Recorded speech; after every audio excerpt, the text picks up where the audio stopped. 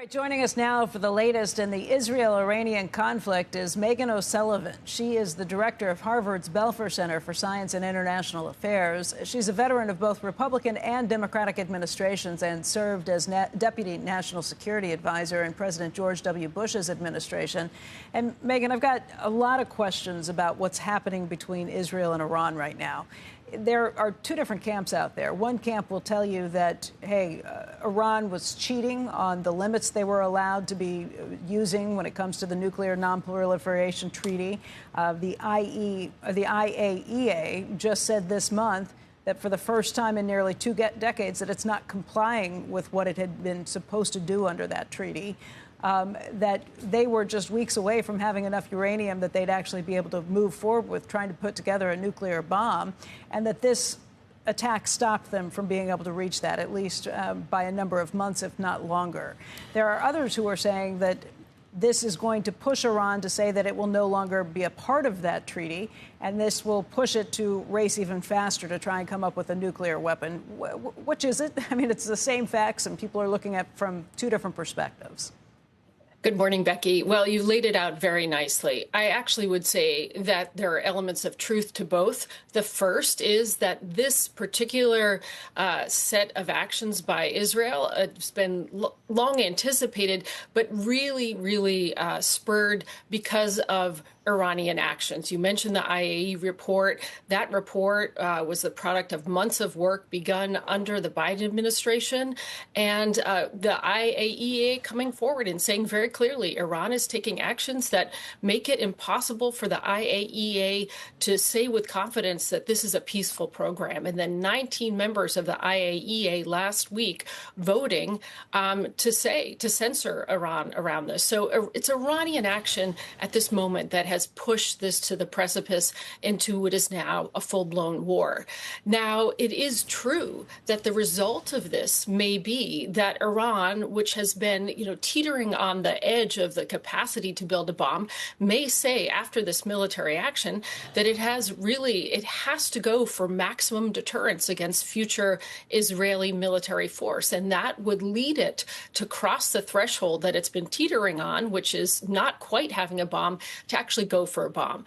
And what this all depends upon is whether the Israelis are able to definitively set back the program, which is something that they have done with their strikes so far. But the big enchilada, the big thing that really matters, is what happens to a facility called Fordo.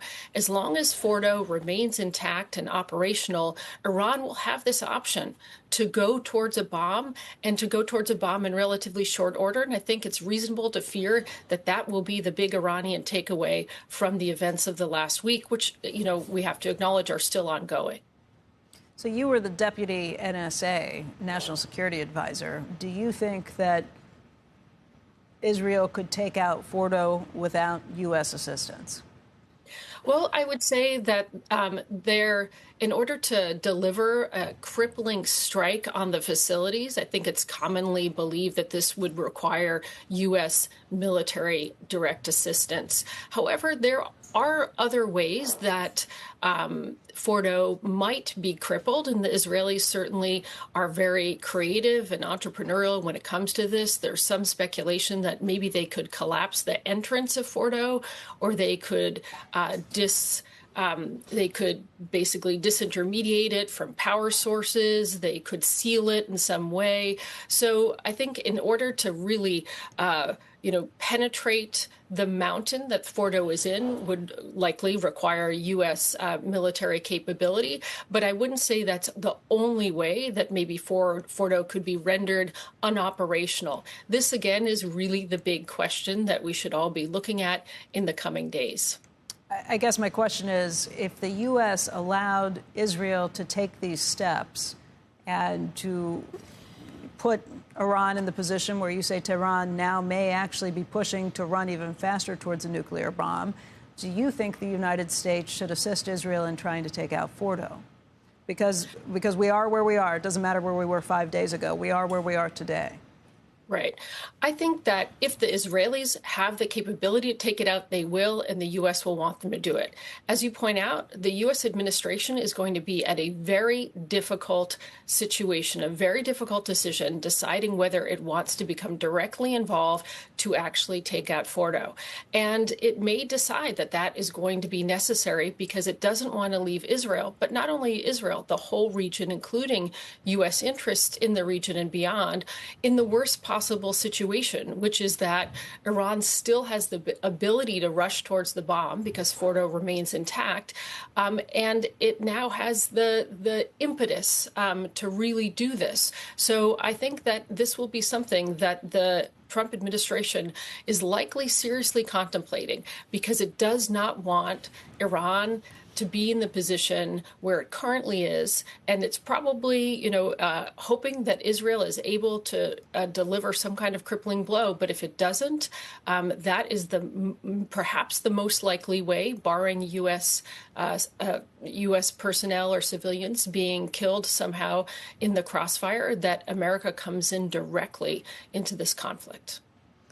And the repercussions of that, both in the Middle East region and for the United States, would be what? Well, I think we have to assume that Iran would throw everything that it had in retaliation. And so right now, although we really are clearly in a full-scale war between Israel and Iran, there are a number of things that have not happened yet, and that the things that involve the region. The Houthis haven't gotten involved yet. The Iranians haven't targeted any American personnel or U.S. bases in the region. The Iranians haven't targeted any Gulf infrastructure, particularly oil infrastructure. The Iranians haven't tried to close the Strait of Hormuz. All of those things, I think, would be on the table if the conflict escalates and the U.S. becomes directly involved beyond helping Israel defend itself. And the question there is, how much capacity do the Iranians still have? Israel is working daily.